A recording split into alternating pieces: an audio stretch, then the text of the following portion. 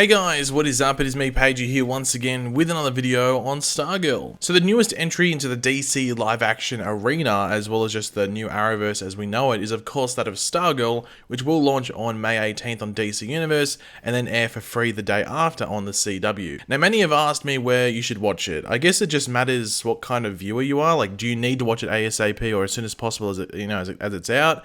Like, will you be sitting there and waiting for it with your popcorn? If that's the case, then DC Universe is the way to go. But if you are one of those people that usually just records stuff and comes back to it maybe the day after or a couple of days later when you're free, then watching it for free on the CW is probably the best way to go and just record it from there. Now, I am recording this video right after my previous Stargirl video, which should have gone up maybe a couple of days or a few days ago from when you're watching this video. And I've got the first 3 Stargirl episodes to actually watch. I was given them by DC and stuff. But I will be starting to watch those 3 episodes pretty much right after I finish making this video. So there won't be any spoilers in this video in regards to the information we go over on in regards to what I say on my end, just in case anyone was worried. But of course, throughout the video, be sure to let me know your various opinions in the comment section down below. What are you looking forward to most from the stuff we go over and various things like that? Do you have any theories as well?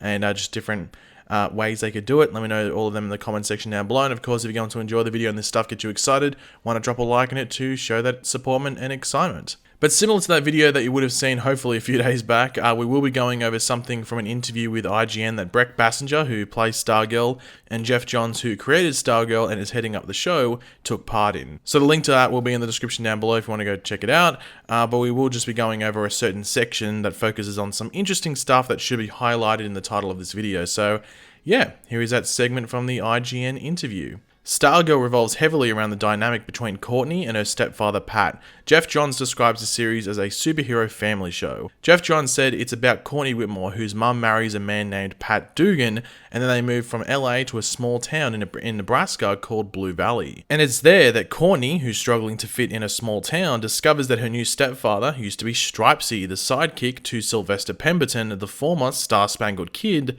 turned Starman.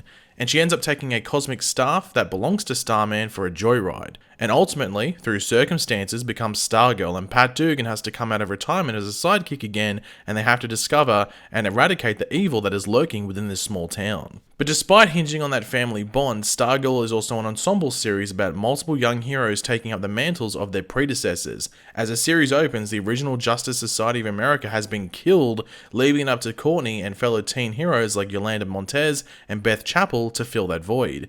According to Bassinger, Stargirl is a de facto leader for this new JSA team as she recruits her fellow classmates after discovering the cosmic staff. The thing that I love about these young heroes is that the paths aren't complete, said Geoff Johns. They don't know where they're going to be or what they're going to be. And so there's all sorts of mistakes they can make and choices they can make, and who knows what their ultimate destiny will be.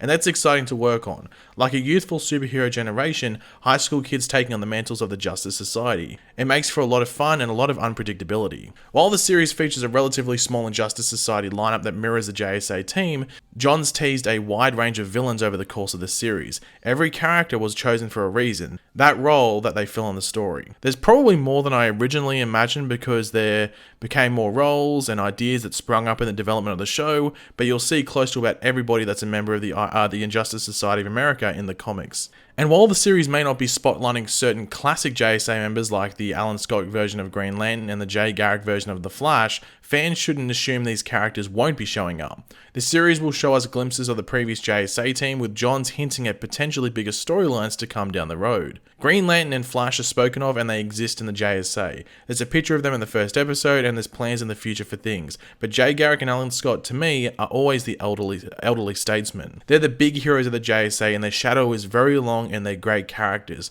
They are a part of the original JSA and their legacies will be felt throughout the show. I don't want to spoil too much about it, but I can leave it at that. Bassinger also hinted that the original Dr. Midnight, Charles McNider, has a significant role to play in Season 1.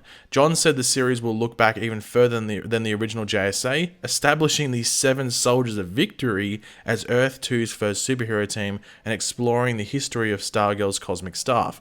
In short, expect the series to mine all sorts of classic DC Comics continuity. So wow, that was a big mouthful, but it was all very interesting information that should hopefully get you more excited for the show and what's to come. But yeah, in regards to the JSA legacy, we can tell by some of the trailers that have come out, like not a lot of the trailers have like focused on it because it's the show's called Stargirl, it's not called the JSA, so they focus more on Courtney Whitmore, aka Stargirl. But we've seen some things with the JSA, and we're obviously going to get it throughout the season because the whole point of the show is that new generation of the JSA, which will obviously involve that older generation leading into that new generation as well. And we have Pat Dugan, who was involved with the JSA back in the day anyway, who's currently there in the present day as well. Now, with that, I wouldn't be too surprised that some of the JSA members are actually still alive. I'm not going to be shocked in the slightest if they're still alive, because they're trying to make it pretty clear, like, oh, they all died. They all died. I think we're not going to have all of them be dead. I think like Starman's going to be dead and a couple of other people.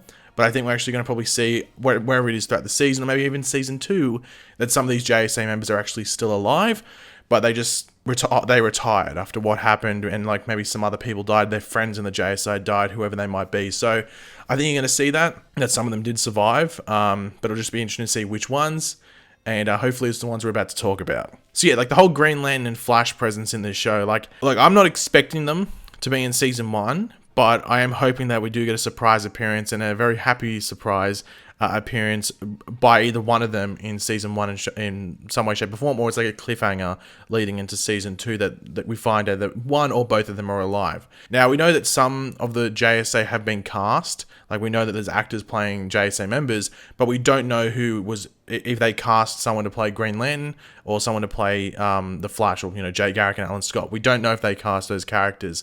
Really, the only way most of the characters have actually been revealed is due to trailers, where you can actually see the characters and tell who they are from the comics, mainly with the Injustice Society, but it's been the same case with the Justice Society of America as well, with some of the characters. Now, obviously, it would be very, very cool to see a live-action Alan Scott Green Lantern in like the Smallville episode back in the day when they did the JSA. You sort of saw him, but he wasn't actually like going up and being Green Lantern or anything like that. It was just him normal in like a police file from memory. So it'd be very cool to see him, and I think they'd be able to do the CGI. Based off the trailers, they're doing CGI well with the other characters in the show, so I think they can handle the Alan Scott Green Lantern stuff. But of course, it would also be very interesting to see a different take on Jay Garrick's Flash as well. Obviously, we have the John Wesley Shipp version on the Flash TV show, who is a bit more of a, well, I guess they'd both be elderly statesmen. Jeff Johns referred to Alan Scott and Jay Garrick being that for the JSA here as well, so you expect them to be a bit of an older version anyway, because it's years in the future from when they originally were like the big thing. But yeah, it would be pretty cool to see a new take on it, and I think they will do it, whether it is flashbacks. I think there's meant to be flashbacks for the JSA, like a decent amount throughout the entire first season of Stargirl. So even if we get into season 2 and they use them, I think we could see flashbacks used as well, and have Jay Garrick and Alan Scott there, and maybe they're integral to the story for season 2, or maybe later in this season as well. So I think we'll see them. It just matters when. I'd be surprised if we didn't get actually like a decent amount of them in the show at some point. In regards to the 7 Soldiers of Victory, obviously Jeff Johns says that they're going to be the first superhero team on Earth too. They were there before the JSA. Now, they were a team, this is in regards to the comics, they were a team from the early 40s who were pretty much like the JSA, but for like secondary characters at that point in time or that era. So the first team, which I guess should potentially be the team we would have established in Stargirl, consisted of the Star-Spangled Skid. God, that's... Anyway, the Star-Spangled Kid, or Sylvester Pemberton, who will be Starman in the show, Stripesy, or Pat Dugan, who's Courtney's stepfather, the Crimson Avenger, Vigilante, the first interpretation, not like the one you think we would be getting. This is a different Vigilante. Shining Knight, Green Arrow, or Oliver Queen, and Speedy, or Roy Harper. So that's a pretty interesting team, especially those last 2 members. Now, I guess the thing is, I guess we could see this, or at least we'll probably hear the story of Pat Dugan and Sylvester Pemberton's time in the 7 Soldiers of Victory before they moved into the JSA, and maybe Starman started the JSA potentially on Earth too. But I guess the big question is whether they would actually include Green Arrow if they went for that first team. Like, from what I can tell, this show is going very comic booky. Like, the Injustice Society, from what I can tell, is the Injustice Society, like the first interpretation of it, with maybe like one change. So I think if they talk about it and we don't actually see footage, I think that will say the Green Arrow and Speedy were a part of it. But if they film stuff, maybe he won't be, or they won't be. I guess it's like a watch this space sort of thing. But I'm excited that they could actually have a new Green Arrow, like maybe a different Green Arrow as well, maybe like a much older one that was back then, or maybe a younger one. I don't know, I have to wait and see what they would do there, because I just think it would be cool to have Green Arrow be a part of the history of Earth 2 as well. So yeah, I think that'd be fairly cool to see, to have Oliver Queen and Green Arrow and Speedy on that Seven Soldiers of Victory team from back in the day before the JSA came to be. But is he dead? Did something happen? I have to wait and see if they actually go ahead with it. But yeah, guys, that's pretty much all to go over from this interview. As I said, the link to it will be in the description down below. If you enjoyed the video, it would be awesome if you could drop a like on it to show support and excitement from what we saw or read from this interview with Jeff Johns and Breck Bassinger. Of course, leave your various opinions in the comments section down below. Which of these things get you most excited? Do you think we'll see Green Arrow? And would you want Green Lantern and Flash to appear in Season 1, or would you like them to maybe save it for Season 2 of Stargirl and flesh it out a bit more? Maybe they can be a big part of the story. Let me know your various opinions in the comments section down below. And of course, if you are new to the channel, make sure to subscribe. And yeah, I'll catch you guys later. Goodbye.